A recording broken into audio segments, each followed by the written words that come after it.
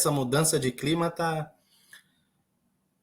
Boa noite, pessoal. Bem-vindos aí ao estudo da doutrina católica.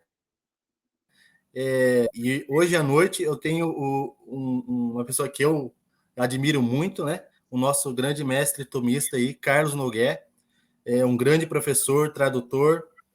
E hoje ele vai estar aqui com a gente, está conosco, né? Para falar sobre uma questão, começando pela questão: é possível demonstrar a existência de Deus? Então, o professor vai falar sobre isso. Boa noite, professor. Boa noite, como vamos? Tudo bem? Muito obrigado pelo convite. Só esclarecer ao público, né, que era para ser na semana passada esta live, mas por uma gripe muito forte, ainda estou com os efeitos dela, né? Amanhã até vou fazer exame de Covid para ver se é Covid. Eu não pude. Hoje eu estou um pouco melhor e vamos ver o que eu consigo fazer dentro da minha debilidade aqui. Tá? Eu proponho que a live gire em torno de 4 pontos. O primeiro ponto é se a existência de Deus é evidente por si mesma. O segundo ponto é se podemos demonstrar a existência de Deus. O terceiro, se Deus existe. E quarto, se Deus é único. Tá? São 4 questões, todas elas extraídas da Suma Teológica de Santo Tomás, e eu vou tentar seguir o raciocínio de Santo Tomás tal como ele raciocina, tal como ele monta seus artigos disputados. Né? Então, vocês têm de entender o seguinte: ele sempre faz, antes de tudo, uma pergunta. Deus existe? E começa por responder: parece que não. Ou seja, o oposto, o contrário do que ele dirá. Eu lembro-me uma vez que, numa missa, uma fiel veio dizer-me indignada que Santo Tomás dizia que Deus não existe. Eu disse: não, não é isso. Né? É o modo da disputa, é a disputácio, né? Do século XIII, né? Em que Santo Tomás era mestre. Então, ele pergunta algo, responde o contrário do que ele vai responder, apresenta os argumentos ou objeções à sua tese. Veja que ele dá sempre a voz primeiro para o adversário. Depois dá a sua resposta e, por fim, responde a cada uma das objeções. Eu vou tentar seguir essa estrutura, e isso lhe será útil para entender como escreve Santo Tomás de Aquino suas questões disputadas, entre as quais está a Suma Teológica. Posso começar? Ok, professor, pode começar. Então, vamos para a primeira questão. Se a existência de Deus é evidente por si mesma. E parece que é evidente por si mesma. Então, Santo Tomás dá 3 opiniões que sustentam que a existência de Deus é evidente por si mesma e que são objeções ao que ele mesmo dirá. Pois é. Primeira objeção.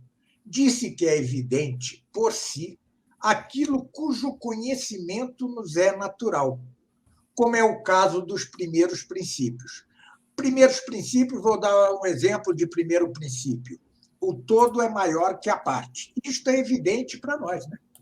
Que o todo é maior que a parte, pegue-se um pedaço de tecido, corte-se um pedaço e ver-se-á que o todo é maior que a parte dele. Bom, continuando com a objeção. De São João Damasceno, no início de seu livro da Fé Ortodoxa: o conhecimento da existência de Deus está naturalmente infundido em todos. Logo, a existência de Deus é evidente por si mesma. Vejam, esta não é a opinião de Santo Tomás, é contra a opinião de Santo Tomás. Vamos ver a segunda opinião contra Santo Tomás. Ademais, disse que é evidente por si aquilo que é conhecido assim que seus termos são conhecidos. Por exemplo, voltemos ao exemplo do todo e da parte. Se eu sei o que é todo e sei o que é parte, o que nós sabemos com a idade da razão, lá pelos 6, 7 anos, né, sabe-se imediatamente que o todo é maior que a parte. Pois bem, basta compreender o que significa o nome Deus e logo se tem que Deus existe, evidentemente. E, com efeito, agora ele vai dar a doutrina quanto à existência de Deus de Santo Anselmo, que ele vai refutar neste artigo. Né? O nome Deus, dizia Santo Anselmo, significa algo acima do qual não se pode conceber nada maior. Mas o que existe na realidade e no intelecto é maior do que aquilo que existe no intelecto somente.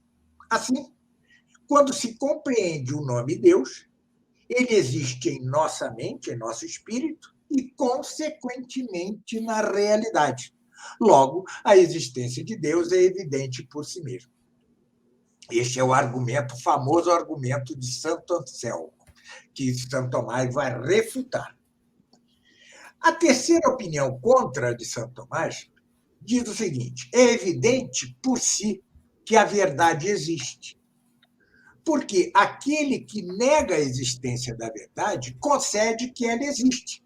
Porque se a verdade não existe, é verdadeiro que a verdade não existe. Ou seja, se você diz que a verdade não existe, tem de ser verdadeiro que a verdade não existe, senão você é um louco.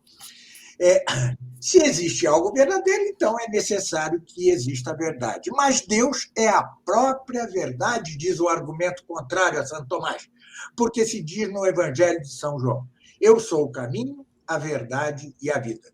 Logo, a existência de Deus é evidente por si mesma.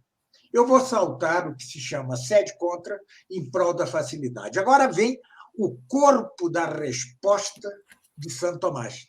Né? É o corpo, é a resposta central ao artigo. Bom, diz Santo Tomás, negando o que foi dito até agora. Algo pode ser evidente por si mesmo de duas maneiras. Em si mesmo e não para nós, em si mesmo e para nós. Por exemplo, o Sol é o que há de mais luminoso. E, no entanto, as corujas e as formigas, e as corujas e os morcegos, não o podem ver. Né? Então, vejam, o que há de mais luminoso é o Sol, e dois animais não os podem ver. Assim também, algo pode ser maximamente evidente em si mesmo e não ser para nós, pobres mortais. Né?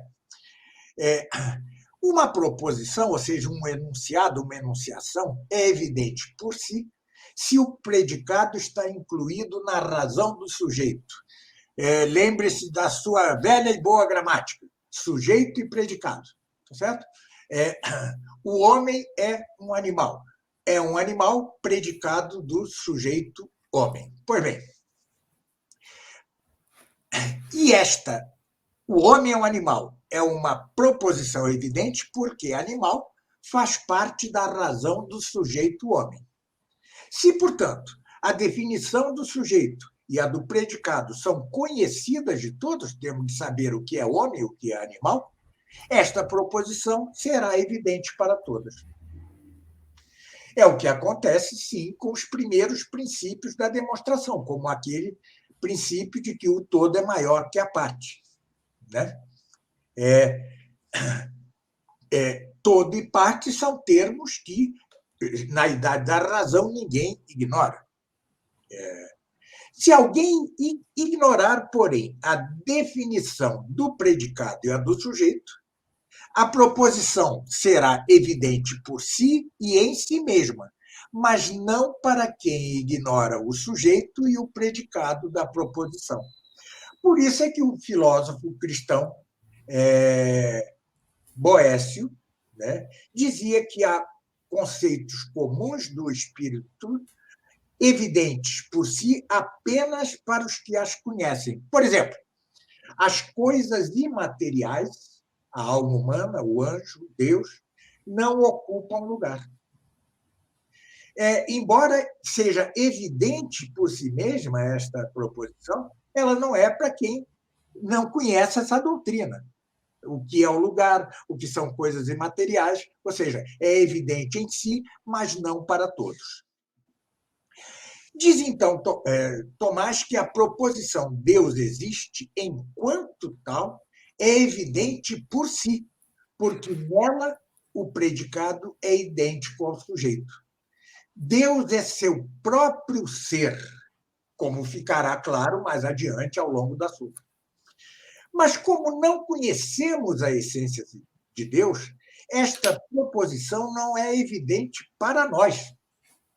É preciso ser demonstrada por meio daquilo que é mais conhecido para nós, ainda que por sua própria natureza seja menos conhecido, ou seja, pelos efeitos de Deus. Ou seja, os efeitos de Deus, a criação, nós, o mundo, somos em si, em nós mesmos, menos evidentes que Deus em si. Mas para nós, tais efeitos de Deus são mais evidentes que Deus em si, que, no entanto, é o maximamente evidente. Pois bem, posta esta resposta, vai ele responder a cada uma daquelas objeções iniciais que lhe foram feitas. Primeira é a relativa àquela passagem de São João Damasceno, no seu Da Fé Ortodoxa. Então, diz Tomás, deve-se dizer que está impresso naturalmente em nós algum conhecimento geral e confuso da existência de Deus, isto é, Deus como felicidade do homem, porque o homem deseja naturalmente a felicidade.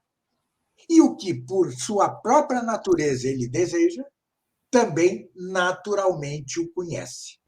Mas nisso não consiste absolutamente o conhecimento da existência de Deus.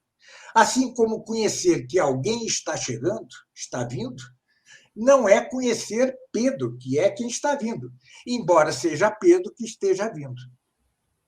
Vemos alguém vir, é Pedro, mas não sabemos que é Pedro, só sabemos que alguém vem.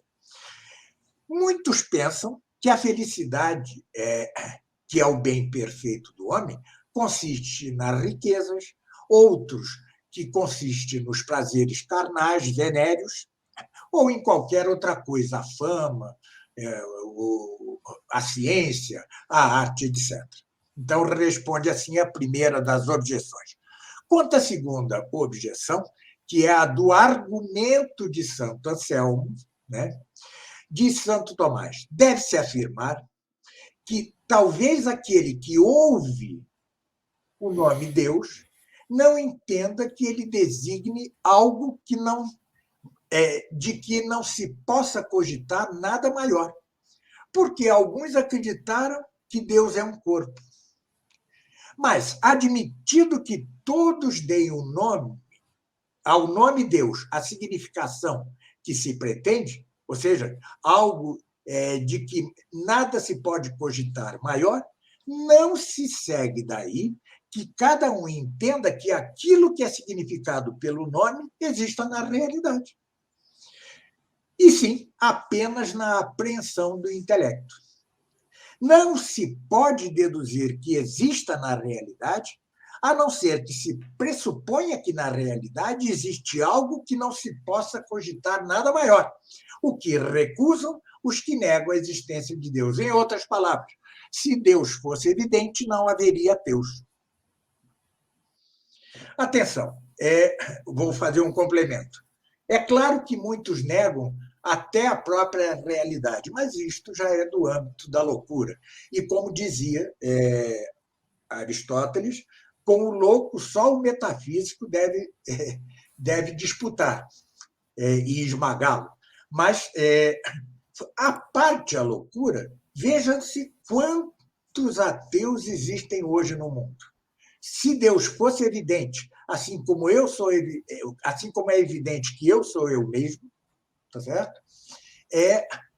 Não haveria, se fosse tão evidente, não haveria ateus, ou pelo menos só os loucos seriam ateus. E não se pode dizer que todos os ateus atuais, que são multidão incalculável, sejam loucos.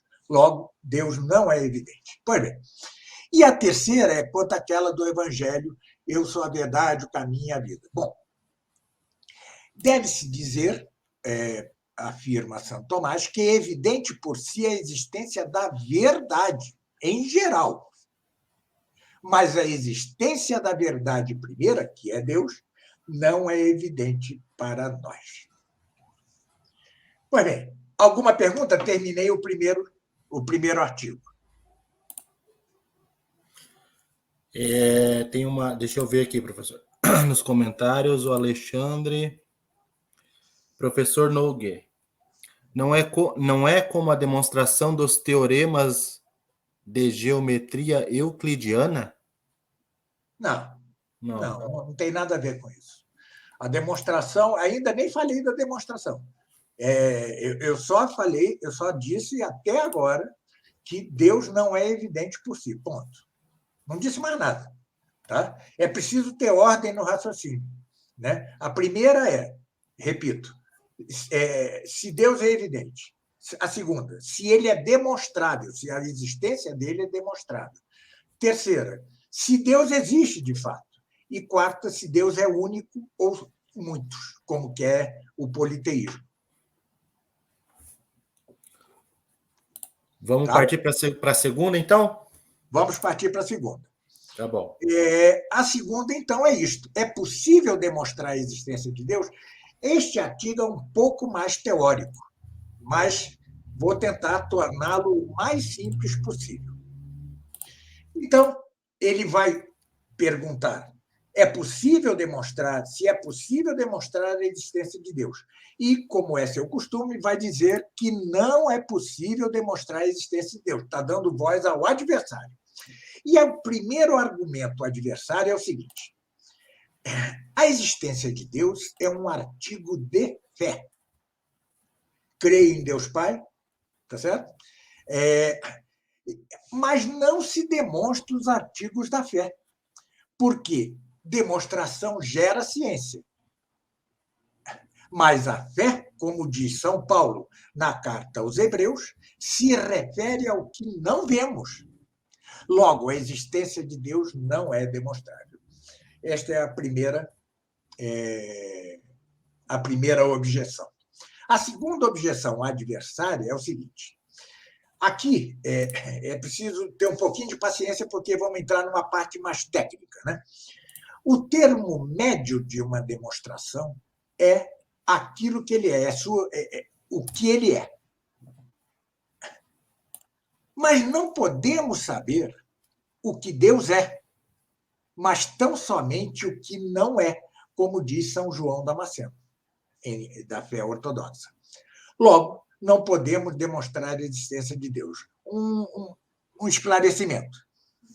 Ele aqui ainda está no que se chama a teologia apofática. O que é a teologia apofática? É remover de Deus aquilo que ele não pode ser. Por exemplo, Deus é infinito, ou seja, não é finito. Tá certo? É a teologia negativa, a chamada teologia negativa. Então, vou repetir esse argumento para que fique na mente de vocês. O termo médio de uma demonstração é aquilo que a coisa é. Tá certo? Mas nós não podemos saber o que Deus é. Tão somente o que ele não é. Por exemplo, ele não é finito. Ele é finito, como diz São João Damasceno. Logo, não podemos demonstrar a existência de Deus. A terceira objeção é a seguinte: a objeção contra Santo Tomás, repita-se. Se demonstrasse a existência de Deus, não seria senão por meio de suas obras. Mas as obras de Deus não são proporcionais a ele. Porque as obras de Deus são finitas e Deus é infinito. E não há proporção entre finito e infinito. Por isso, como não se pode demonstrar uma causa por um efeito que não lhe é proporcional, segue-se que não se pode demonstrar a existência de Deus. Esta é a mais importante objeção, e é o núcleo da resposta de Santo Tomás. Mas ele, antes de dar sua resposta, ele sempre dá algo que antecede, que vai a favor da sua própria opinião. E ele, aqui eu vou dizer, é o que diz o apóstolo São Paulo na carta aos Romanos. As perfeições invisíveis de Deus se tornaram visíveis à inteligência por suas obras. Eis a resposta a todas essas objeções já na Epístola aos Romanos de São Paulo. Mas isso não aconteceria se por suas obras não se pudesse demonstrar a existência de Deus. Porque o que primeiro se deve conhecer de algo é se ele existe. Bom, preparado o terreno, ele vai dar sua resposta magnífica. Há dois tipos de demonstração. Um pela causa, em termos técnicos, chama-se demonstração propter quid. E esta demonstração parte do que é anterior de modo absoluto, ou seja, da causa para o efeito. A outra demonstração é pelos efeitos. É o que, tecnicamente, se chama demonstração quia. Ela parte do que é anterior para nós, só para nós. Sempre que um efeito é mais evidente do que sua causa, recorremos a ele a fim de conhecer a causa. Mas por qualquer efeito, podemos demonstrar a existência de sua causa, se, pelo menos, os efeitos desta causa são mais conhecidos para nós, porque, como os efeitos dependem da causa, estabelecida a existência do efeito, segue-se necessariamente a preexistência da causa. Por isso, se a existência de Deus não é evidente para nós, pode ser demonstrada pelos efeitos que nós conhecemos, ou seja, a criação. É a demonstração quia, ou pelos efeitos. Agora, ele vai responder a cada uma daquelas objeções. Primeiro, há que dizer, contra o que dizia a primeira objeção, que a existência de Deus é questão de fé e não de razão, responde Santo Tomás. A isso responde Santo Tomás. É preciso dizer que a existência de Deus e outras verdades relativas a Deus, que são acessíveis à razão natural, como diz o apóstolo São Paulo em sua carta aos Romanos, não são artigos de fé, mas preâmbulos dos artigos de fé. A fé pressupõe o conhecimento natural, assim como a graça pressupõe a natureza. E a perfeição pressupõe o que é perfectível, o que se pode aperfeiçoar. No entanto, nada impede que aquilo que por si é demonstrado e compreensível seja recebido como objeto de fé por aquele que não consegue entender a demonstração. O que ele está dizendo? Que Deus, em sua infinita bondade, apesar de que a existência de Deus seja demonstrável pela razão, se não o fosse, Aristóteles, que não tinha fé, não teria alcançado a existência de Deus como alcançou, tanto na física como na metafísica, mas, por sua infinita bondade, ele dá como se fosse artigo de fé, como artigo de fé, que Deus existe, às mentes, às almas que não conseguem entender, apreender a demonstração de que Deus existe. Então, para quem entende que a demonstração de Deus é possível, é válida, etc., não se trata, a existência de Deus não é um artigo de fé. Conquanto mesmo quem apreenda esta demonstração deva pensar assim, ainda que eu erre, ainda que eu não soubesse, etc., eu creria porque Deus dá como artigo de fé. Mas, repita-se, não se pode ter fé e ciência ao mesmo tempo sobre a mesma coisa. Razão por quê? Santo Tomás, ao demonstrar que Deus existe, faz não um artigo de fé, mas uma demonstração científica. Segunda resposta, segunda objeção, né? Deve dizer-se que, quando se demonstra uma causa por seu efeito, é preciso empregar o efeito em vez da definição da causa, né? Para provar sua existência. E isso é válido, sobretudo, se trata de Deus.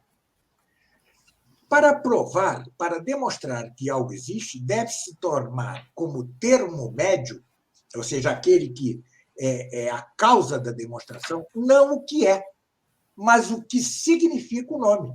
Porque a pergunta o que é se segue a pergunta se existe. Mas os nomes de Deus lhes são dados de acordo com seus efeitos. Isso se verá mais adiante na Suma. Assim, ao demonstrar a existência de Deus por seus efeitos, podemos tomar como termo médio, que é a causa da demonstração, aquilo que é significado pelo nome de Deus. Quanto à terceira, lembre-se que a terceira objeção se referia à desproporcionalidade entre finito e infinito, deve-se afirmar que, por meio de efeitos desproporcionais à causa, não se pode obter desta causa um conhecimento perfeito. Não podemos conhecer perfeitamente Deus a partir de seus efeitos. Mas, como foi dito, a partir de um efeito qualquer, se pode demonstrar claramente a existência da causa, não o que ela é. E assim, partindo das obras de Deus, que é a criação, as coisas criadas, podemos demonstrar sua existência, de Deus. Ainda que por estas mesmas obras de Deus, ou efeitos de Deus, não possamos conhecer a Deus perfeitamente quanto à sua essência. Mas vejam que aqui ele já dá uma brecha para superar a teologia puramente apofática, negativa. Só se pode conhecer de Deus o que ele não é. E ele vai, por analogia, demonstrar algo referente à essência de Deus ao longo da primeira parte da Suma Teológica. Não vai demonstrar a essência de Deus, isso só na vida eterna, para os eleitos, para os salvos, é que será possível conhecer a Deus por essência. Mas, por analogia, algo quintitativo, algo essencial de Deus, já é possível conhecer nesta mesma vida, com que se supera o apofaticismo radical, por exemplo, de um Maimônides, o teólogo judeu, que tanto afirmava a incognoscibilidade de Deus que acabava caindo no agnosticismo. Bom, terminei o segundo artigo. Alguma pergunta, Nando?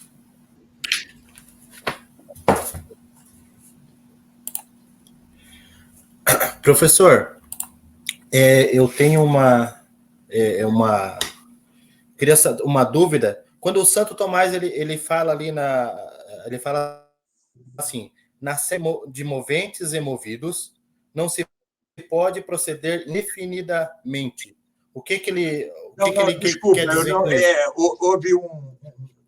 Houve um corte aí, um atravamento. Na série de moventes e movidos, não se pode proceder indefinidamente. O que não, que mas isso é o terceiro artigo. O terceiro, tá. Tá. E sobre nesse caso ali, o que o professor estava falando, tudo isso a gente chega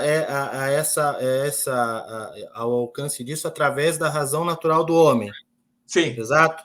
Através do nosso intelecto. A não ser que, se você não compreenda, Sim. Deus dá por sua bondade, porque para a salvação é necessário saber que ele existe, Sim. dá como artigo de fé, tá certo? Sim. Creio em Deus. Tá? Sim.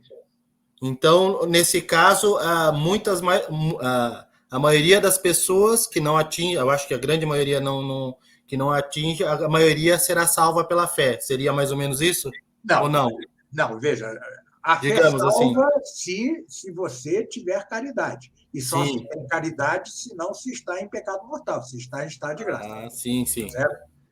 Sim, O sim. que eu estou dizendo é que é pré-condição, é condição sine qua non para a Tá. salvação, que a pessoa saiba que Deus existe, porque senão como é que ela vai se salvar, né? E Sim. como a maioria das pessoas, por diversos motivos, é incapaz de alcançar pela razão, como alcançou Aristóteles, a existência de Deus, Deus dá como artigo de fé também. Sim, sim. Tá certo? Tá certo. Vamos continuar, então? Vamos. Terceiro artigo. Estamos caminhando. Acho que o tempo está bom, não? Bom, esta é exatamente a questão central. Se Deus existe, né? E parece que Deus não existe. Começa ele assim. Daí que a senhora, a fiel, me tenha vindo procurar depois da missa, irritadíssima, furiosa com Santo Tomás, porque ele disse que Deus não existe. Não, minha senhora, não é que ele disse que Deus não existe. Ele deu a voz ao adversário. Ele está dando a voz ao ateu. Então, diz o primeiro ateu: de dois contrários, se um é infinito, o outro deixa de existir totalmente. Mas é isso que se entende pelo nome de Deus, isto é, que se trata de um bem infinito. Assim, se Deus existisse, não haveria nenhum mal. Mas encontra-se o mal no mundo. Logo, Deus não existe. Veja, o curioso é que séculos depois, o protestante Leibniz, filósofo, vai propor uma teodiceia para resolver mal este mesmo problema. Como pode existir Deus se existe o mal no mundo? Tá certo? Ele vai resolver essa questão dizendo que Deus criou o melhor dos mundos possíveis. Tá? Santo Tomás vai dizer que Deus poderia ter feito um mundo melhor que este, conquanto este, ainda que não seja o melhor, não seja de modo algum inconveniente. Bom, o segundo ateu vai dizer o seguinte: o que pode ser feito por poucos princípios não se faz por muitos. Mas parece que tudo o que é observado no mundo pode ser feito por meio de outros princípios, suposta a inexistência de Deus, porque o que é natural encontra seu princípio na natureza, e o que é livre na razão humana ou na vontade humana. Portanto, não é preciso afirmar que Deus existe. Ele dá como contraprova, né, como primeira resposta a isso, o que está escrito no livro do Êxodo, né? Quando Deus diz: eu sou aquele que sou, eu sou aquele que é, ou seja, eu sou aquele que existe. Uma coisinha, uma observação en passant, é que com toda a propriedade não se deveria dizer que Deus existe. Por quê? Existir quer dizer provir de, ser causado por. Mas Deus é incausado, não é causado por nada. Portanto, o mais correto, o mais preciso seria dizer Deus é, e não Deus existe. Mas, para facilitar nossa vida e dada a pobreza da nossa língua, eu digo Deus existe. Pois bem, pode-se provar a existência de Deus por 5 vias. A primeira, e que Santo Tomás considerava a mais clara, parte do movimento.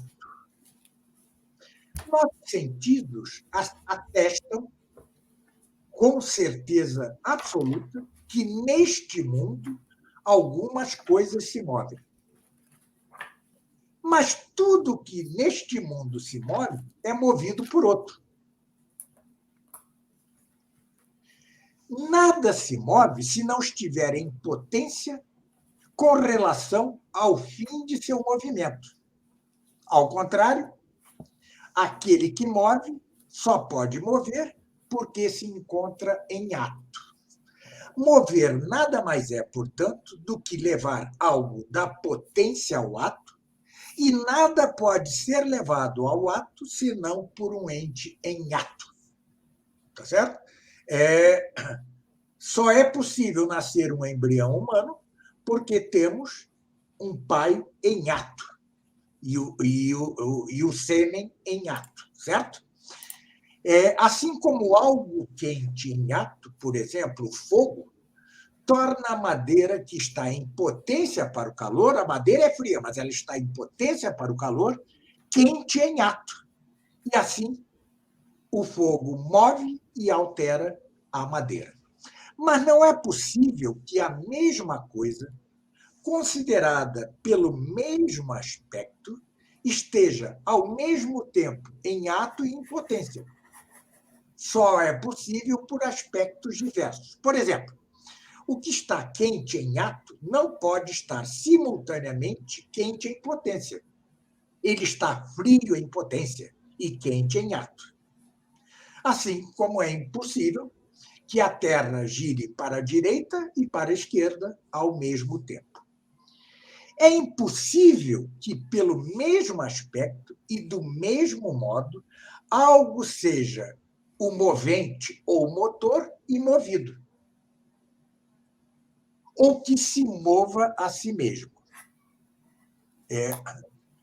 É preciso que tudo que se move seja movido por outro. Assim, se o que move, aquilo que move, é também movido, é necessariamente movido por outro, e este por outro ainda. Mas não se pode continuar até o infinito, porque, neste caso, não haveria um primeiro motor. E, por conseguinte, tampouco haveria outros motores, porque os motores segundos só se movem pela moção do primeiro motor. Assim como o bastão de beisebol só se move movido pela mão. A bola se move pelo bastão de beisebol. E o bastão de beisebol se move pela mão. E a mão se move por nossa alma. E nossa alma se move por quê? Portanto, é necessário chegar a um primeiro motor que não é movido por nenhum outro, e este motor ou movente imóvel, como dizia Aristóteles, é o que todos entendem pelo nome Deus. Esta é a primeira via da demonstração que Deus existe. Vejam, insisto nisso, já que você perguntou sobre a infinidade. Né? Se não há um primeiro, como haverá um segundo? E se não há um segundo, como haverá o terceiro efeito final? Se não há um primeiro, uma primeira causa, um primeiro motor, um primeiro movente, nada se moveria. E se nada se movesse, nada existiria. Bom, esta é a primeira via. A segunda via é parecida com esta. É parte da razão da causa eficiente. A causa eficiente é aquela que faz algo. E diz São Tomás que encontramos entre as coisas sensíveis a existência de uma ordem entre as causas eficientes. Mas não se encontra, nem é possível encontrar, algo que seja a causa eficiente de si próprio, porque, desse modo, seria anterior a si próprio, o que é impossível. Aquele físico já morto, Stephen Hawking, dizia que o mundo veio do nada, sim. Como diz o cristianismo, ele veio do nada, mas por si mesmo. É muito interessante. Entre isso e um desenho animado de Walt Disney, o passo é muito pequeno, tá certo? Como algo que não existe se tira a si mesmo para a existência. Pois bem, tampouco é possível, entre as causas eficientes, continuar até o infinito, porque entre todas as causas eficientes ordenadas entre si, a primeira é a causa das intermediárias, e as intermediárias são a causa da última, sejam elas numerosas ou apenas uma. Mais adiante, né, na escola tomista, eu mostro que podem ser até infinitas as causas intermediárias. Certas causas intermediárias podem ser infinitas. Mas isso não é assunto para cá, porque é de alta complexidade. Bom, por outro lado, se suprime a causa, também se suprime o efeito, claro. Portanto, se não existisse a primeira das causas eficientes, não haveria nem a intermediária, nem a última. Mas se tivéssemos de continuar até o infinito na série de causas eficientes, não haveria causa primeira. Assim, não haveria efeito último, nem causa eficiente intermediária, o que evidentemente é falso, porque nós vemos que as coisas existem. Logo, é necessário afirmar uma causa eficiente primeira, causa eficiente essa que todos chamam Deus. A terceira via, que para mim é a mais impactante, eu fui ateu até 47, 46 anos, e essa me marcou profundamente. É mais complexa, mas, ao mesmo tempo, é cabal. Bom,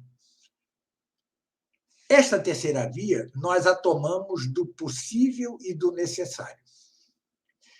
Encontramos entre as coisas as que podem ser ou não ser, existir ou não existir, uma vez que algumas se encontram, que nascem e perecem. Quantas coisas nós vemos que nascem e morrem? Quase todas. Todas, em verdade, né? Mas é impossível existir para sempre o que é dessa natureza. Porque o que pode não existir, em algum momento não existiu. É um absurdo considerar que o que, naturalmente falando, excluído o milagre, que aquilo que um dia não existiu vai durar para sempre.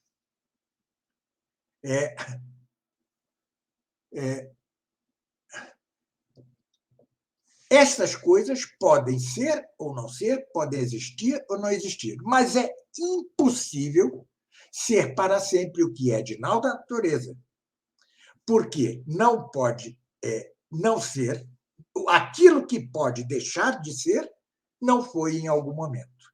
Se tudo, porém, pode não existir, houve um momento em que nada existia, claro. Mas, se isso é verdadeiro, agora mesmo não existiria nada, pois o que não existe só passa a existir por intermédio de algo que já existe. Por conseguinte, se não houve um dia ente algum, era impossível que algo começasse a existir. Logo, hoje, nada existiria, o que evidentemente é falso se não se trata de loucura. Assim, desse modo, nem todos os entes são possíveis, mas é preciso que algo seja necessário entre as coisas. Aqui, ele provavelmente está pensando nos astros, que os antigos, incluindo ele mesmo, por falta de telescópio, julgavam fossem incorruptíveis, ou seja, não deixassem de existir. Tá certo? Então, diz ele, nem todos os entes são possíveis, mas é preciso que algo seja necessário entre as coisas. Ele está pensando nos astros. Mas tudo que é necessário tem ou não tem a causa de sua necessidade vinda de outro. Aqui tampouco é possível continuar até o infinito na série de coisas necessárias, supondo que os astros fossem necessários e não perecessem. Portanto, é necessário afirmar a existência de algo necessário não por outro. Os astros seriam necessários por Deus, mas necessário por si mesmo, que não encontra em outro lugar a causa de sua necessidade, senão que é a causa de necessidade para os outros. E este é o que todos chamam Deus. Quarta via junto com a terceira, a mais importante também, porque aqui entra, junto com a terceira, a questão de que Deus é que dá o ser às coisas. Né? Então, assim como ele termina dizendo, na anterior, que Deus é a causa da necessidade para os outros, agora ele vai provar que ele é a causa de tudo. Vejamos. A quarta via nós a tomamos dos graus que se encontram nas coisas. Encontra-se nas coisas algo mais ou menos bom, mais ou menos verdadeiro, mais ou menos nobre, etc. Mas mais e menos se dizem de coisas diferentes conforme à medida que elas se aproximam diferentemente daquilo que em si é o máximo. Assim, é mais quente o que mais se aproxima do que é sumamente quente. Existe, em grau supremo, algo verdadeiro, bom, nobre e, consequentemente, o ente supremo, aquele que é o próprio ser. Por quê? O que existe em sumo grau verdadeiro é também ente em sumíssimo grau. Já está dado aqui, já está antecipada aqui a doutrina de que existem dois tipos de entes. Os entes por participação, porque Deus lhes participa o ser, e o ente por essência, que é tão somente Deus. Por outro lado, o que se encontra no gênero, o que se encontra em mais alto grau em certo gênero é causa de tudo o que é desse gênero.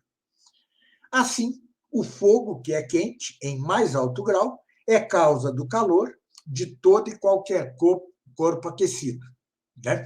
Veja, isto merece várias precisões, porque, com efeito, a química, a física, a cosmologia de Aristóteles, Santo Tomás, de todos os antigos, caducou em parte.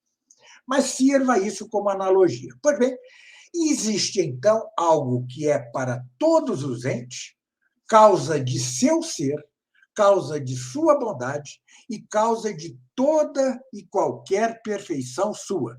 E este algo é o que chamamos Deus. Por fim, a quinta via, que é tomada do governo das coisas. Aqui eu vou fazer um complemento a Santo Tomás, porque alguns tomistas analíticos poloneses e italianos questionam esta quinta via, e eu preencho-a de modo a que não se possa questionar esta via de modo algum. Bom, então, aqui, claro que é a via de São Tomás, mas eu a preencho de um complemento necessário para tirar toda e qualquer dúvida. Vemos que algumas coisas que carecem de razão, de inteligência, de conhecimento, como os corpos físicos, né, agem em vista de um fim. O que é evidente pelo fato de que, sempre ou na maioria das vezes, agem da mesma maneira, a fim de alcançar o que é ótimo. Fica claro que não é por acaso, mas em virtude de uma intenção que alcança o fim. Por quê? Ordenar-se algo supõe um ordenador, mas um ordenador supõe a inteligência, supõe o intelecto. Então, como poderia um corpo celeste, por exemplo, né, alcançar seu fim sem que fosse ordenado a este fim por uma inteligência? Mas aquilo que não tem conhecimento, que não tem razão, que não tem inteligência, não tende a um fim, senão dirigido por algo que conhece e que é inteligente.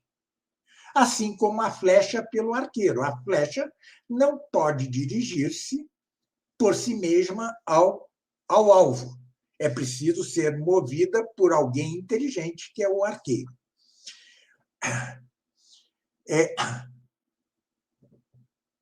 Mas poderia ser que houvesse vários inteligentes, cada um responsável pela destinação, pelo fim, pela ordenação de cada coisa física.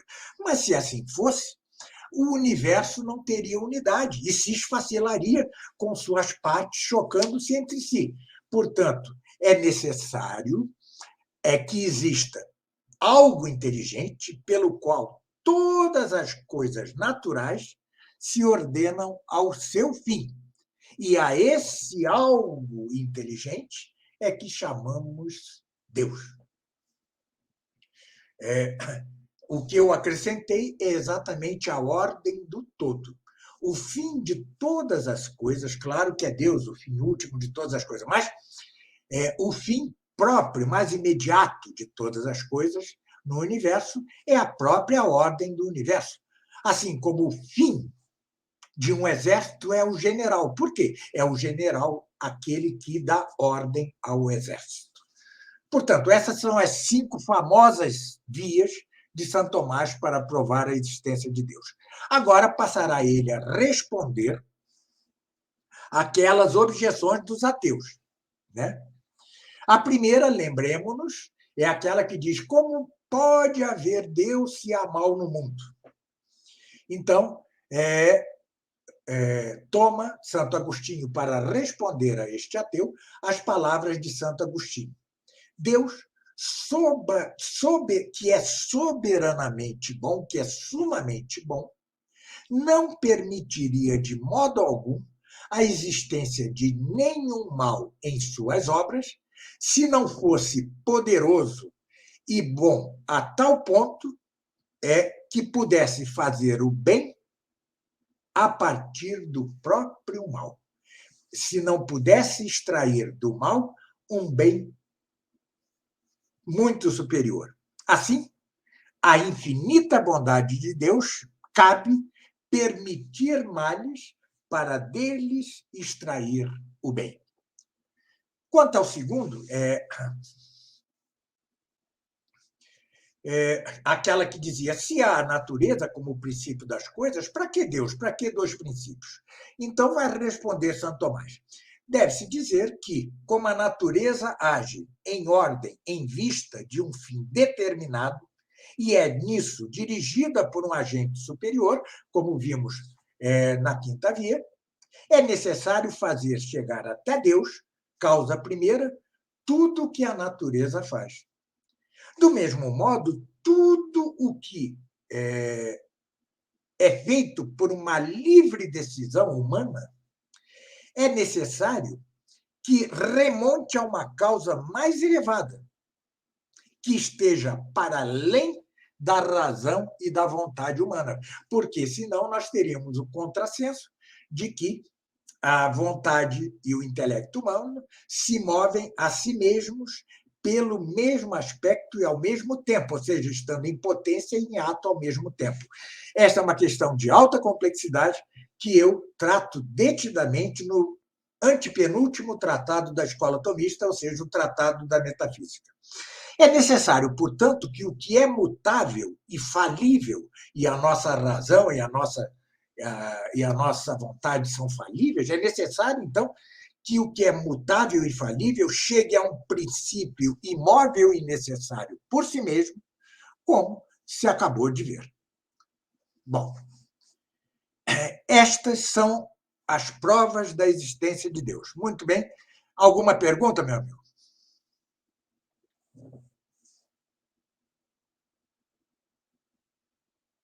Não ouço. Professor, se Deus, se esse primeiro motor, Deus, ele seria necessário, esse primeiro motor, ele tem todas as qualidades em ato? Seria necessário isso? Não, sim, ele é ato puro, como já dizia Aristóteles. Ele é ato Sim. puro. Ele só tem potência ativa. Ou seja, ele tem potência para criar fora de si mesmo. Criou o universo. Mas não tem nenhuma potência passiva que necessitasse algo anterior que a levasse a ato. Porque senão ele não seria Deus e seria preciso procurar outro Deus. Tá certo? Nós estamos no ápice do pensamento humano, entendeu? Ou seja, Santo Tomás alcançou um ponto que não é possível superar. No máximo, como eu fiz aqui na quinta via, preencher para evitar objeções e tal, mas a linha de raciocínio está dada. E mesmo os pontos nele que caducaram, por exemplo, que os corpos celestes são incorruptíveis, né? Isso caducou, obviamente, você pode preencher perfeitamente com outra coisa. É o que eu faço num opúsculo meu, no meu livro. Qual é o livro mesmo, meu Deus? Do Papa Herético. Um dos opúsculos desse livro trata exatamente de como podemos reformular a terceira via ligeiramente para suprir a lacuna dos astros. Tá certo? Porque os astros já não são incorruptíveis. Desde que Galileu pôs o olho pelo telescópio nas manchas da Lua, tá certo? Na mancha do Sol, ou seja, não é possível que sejam incorruptíveis. E hoje, pelo que sabemos, né, os corpos celestes são feitos essencialmente da mesma coisa que as coisas na Terra. Tá? Não há diferença nenhuma. Então, é preciso substituir isso, mas é perfeitamente substituível. É tão boa a argumentação de Santo Tomás que você pode substituir com algo perfeitamente equivalente, embora não igual, para completar a coisa. E eu faço isso neste opúsculo, chama-se Em Defesa da Terceira Via de Santo Tomás, porque Olavo de Carvalho, em seu curso do COF, havia negado a terceira via. E um aluno seu, que era também um aluno meu, apresentou-me a objeção de Olavo de Carvalho. Então, sem tocar no nome de Olavo de Carvalho, Em Defesa da Terceira Via é uma resposta à objeção que ele faz à terceira via de São Tomás. Sim, sim. Vamos continuar? Vamos. Agora vamos para o último, que é interessantíssimo. Um aluno meu da escola tomista recentemente me perguntou: mas por que só pode ser um e não vários deuses perfeitos, imóveis, atos puros, absolutamente necessários, ser ente em grau máximo? Por que só um e por que não vários? Aí Santo Tomás dá-lhe a resposta. Né? Por 3 razões se demonstra que Deus é uno, ou seja, único. A primeira se funda na simplicidade de Deus. Porque, como é evidente, aquilo que faz que um ente qualquer, singular, eu, você, qualquer coisa, o que faz que um ente singular seja o que é, de nenhum modo é comunicável a muitos. Assim como o que faz Sócrates ser homem pode convir a muitos outros entes, mas só a um pode convir o que constitui o ser Sócrates. Eu, você e Sócrates nos comunicamos enquanto os 3 somos homens, não homens masculinos, homem do gênero, da espécie humana. Mas o que faz Sócrates ser Sócrates é só de Sócrates e não é transmitível a mais ninguém. Certo? Eu não posso ser você e você não pode ser eu. Se, portanto, Sócrates fosse esse determinado homem que é, pela mesma razão porque é homem, e homem é Sócrates, você e eu, então, como não podem existir vários Sócrates, também não poderiam existir vários homens. Ou seja, existem vários homens, mas só um Sócrates, só um Carlos, só um Melapaz. E o mesmo se dá com Deus, que, sendo a sua própria natureza, ele é o único caso em que ele é a própria natureza. Deus é Deus pela mesma razão, porque é este Deus, e, portanto, é impossível existirem vários deuses. Veja, há a espécie humana, e nós 3, Sócrates, você e eu, somos homens. Mas Sócrates é só Sócrates, você é só você, eu sou eu. No caso de Deus, como ele é a sua própria natureza, ao contrário de nós não somos o homem, nós somos homens. Mas Deus é sua própria natureza. E como ser Sócrates não se transmite a ninguém, tampouco se transmite nem a natureza, nem o ser individualmente Deus a nenhum. Por isso é que é impossível que existam vários deuses. A segunda razão funda-se na infinidade ou infinitude da sua perfeição, da perfeição de Deus. Porque, e isso já foi demonstrado na Suma, né? Deus compreende em si a perfeição total do ente, a perfeição total do ser. Mas se existissem vários deuses, necessariamente tinham de diferir entre si. E, portanto, algo conviria a um Deus que não conviria aos outros deuses. E se este algo fosse uma privação, eles não seriam absolutamente perfeitos. Se fosse perfeição, esta faltaria aos outros. Logo, é impossível que haja vários desses. E por isso, até os filósofos antigos, os primeiros, Tales de Mileto, Anaximandro, Anaxímenes, como que constrangidos ou arrastados ou levados pela verdade, tiveram de admitir um princípio infinito e único. Único.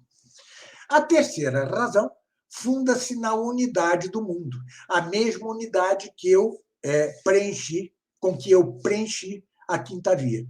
Né? Vemos que todos os entes que existem se ordenam uns aos outros, na medida em que uns servem aos outros.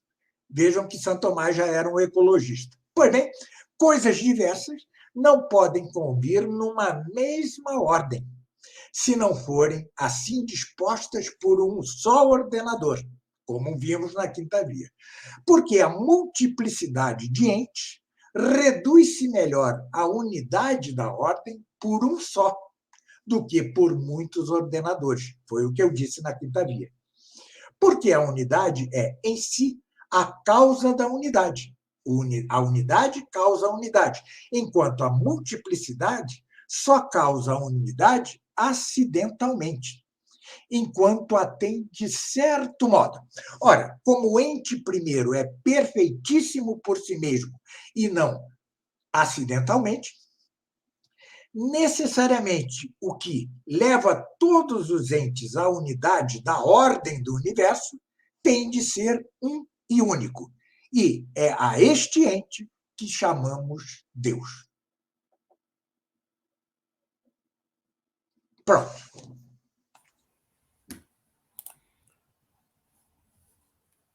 Professor, obrigado para o pessoal assim que entrou na live e não sabe. A semana passada nós íamos fazer, né, a live essa semana passada. O professor pegou uma gripe muito forte e vejam, o professor ainda não está totalmente curado e está aqui hoje à noite conosco, né? E eu queria agradecer muito o professor. Né, o meu sonho era fazer uma live sobre esse assunto com o professor, né?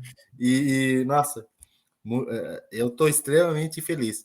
E eu queria, professor, que o professor falasse um pouco. Eu tenho aqui, eu vou compartilhar aqui na tela do site do professor, né? E sobre o novo curso que o professor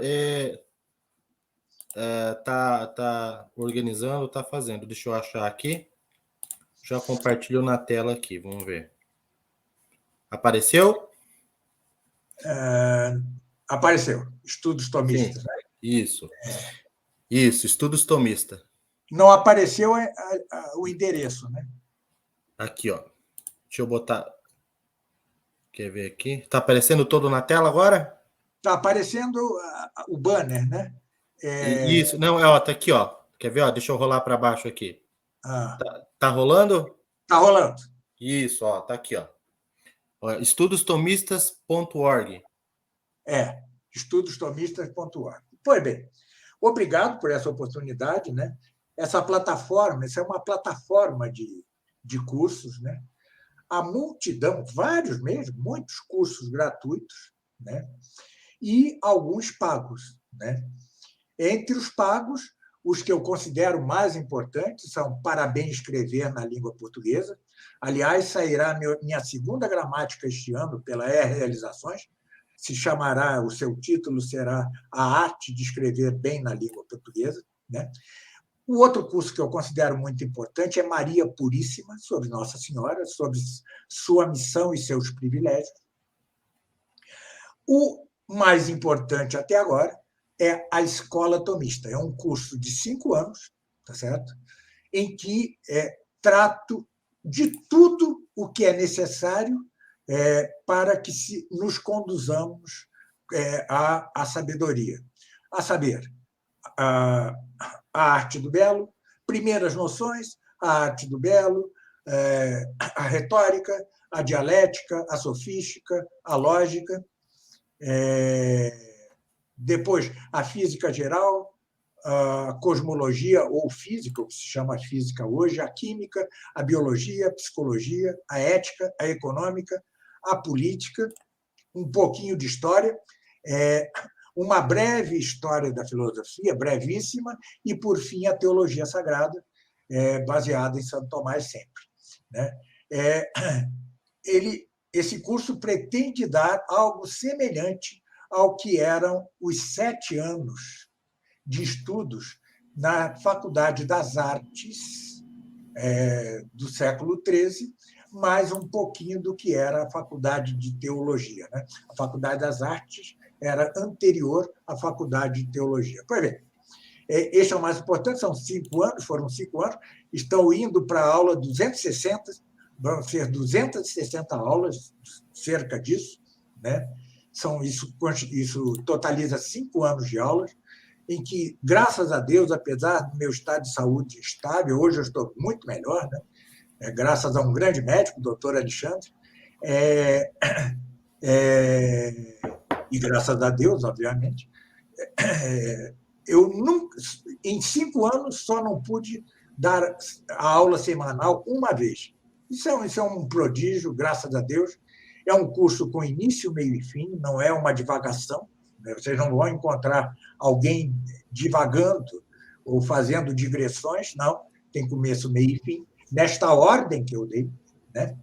E agora vou lançar um segundo curso tão importante quanto a Escola Tomista.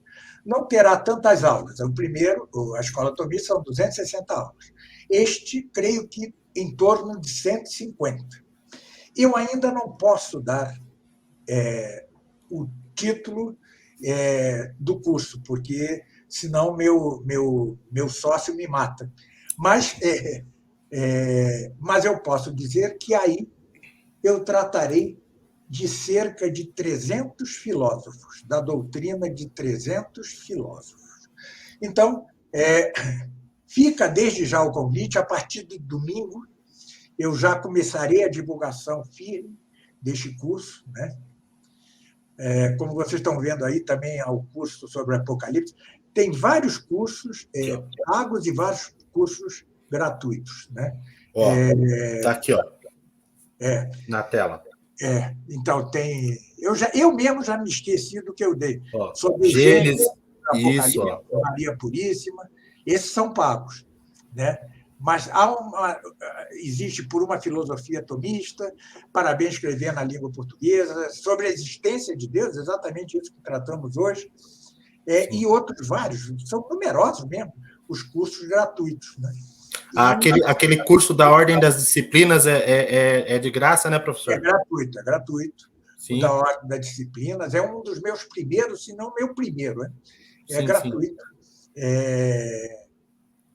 Ou seja, há muitos gratuitos aí. Sim, não, e os cursos aqui, Apocalipse, Maria Puríssima, são todos acessíveis, né? São muito acessíveis. São muito acessíveis.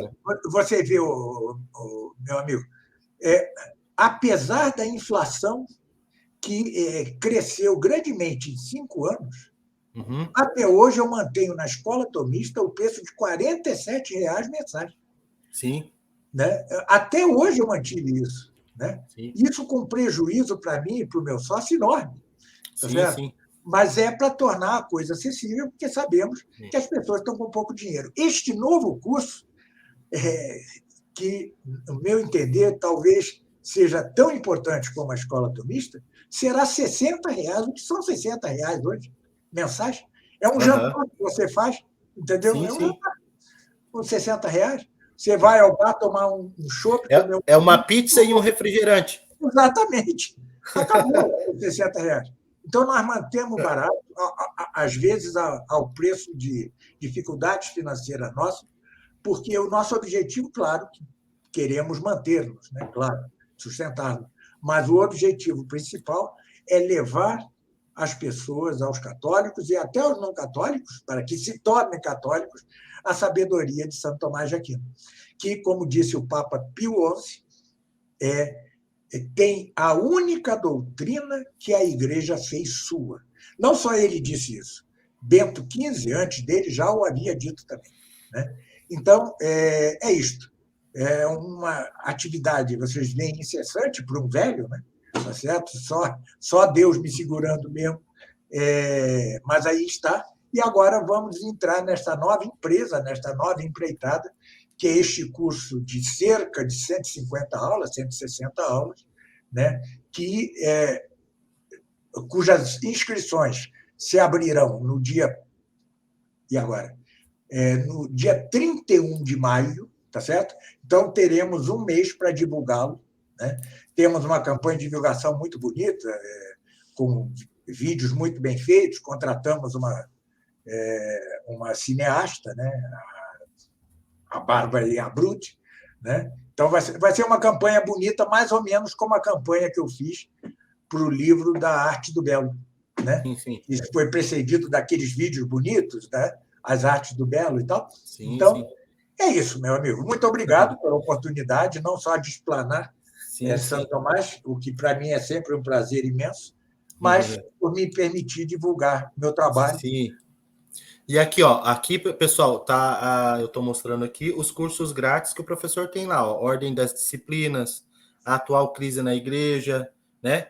Catolicismo e as ciências modernas, né? Isso, a cristandade medieval. Então tem muito curso grátis aqui. Tem mais aqui, né? Como ler Santo Tomás, Isso. Não nos percamos, tem mais. Sim. Tem bastante coisa, bastante material, e tem os cursos os são filósofos todos modernos e o declínio da cristandade, o catolicismo e as ciências modernas, ou seja, são muitos. Tem bastante. Então, professor, gostaria de agradecer ao senhor, né, sabendo do estado que o professor está de saúde, então eu só tenho a agradecer muito. E muito obrigado. Muito obrigado mesmo. Obrigado a você, obrigado a todos que assistiram. Espero ter sido útil, tá? E até uma próxima oportunidade. Até. Aqui o pessoal falando aqui, o Jonas Santos, que ele também ele é autor de livros, falando, vou fazer cursos desses um dia, né? O pessoal aqui comentando. Sim, o do Apocalipse é meu, sim. Aqui, aquele do Apocalipse é curso do professor? Me atualizem. Todos esses cursos que ele mostrou aqui na tela são meus, todos. Sim. Aí, o pessoal entrou aqui, boa noite. Né? Então, o pessoal aqui compareceu, participou, os comentários. Beleza, pessoal? Boa noite. Boa noite a todos. Obrigado pela presença. Quem não conseguiu assistir a live ao vivo aqui com a gente, com certeza vai assistir depois. Professor, muito obrigado. Obrigado a todos. Fiquem com Deus e até a próxima.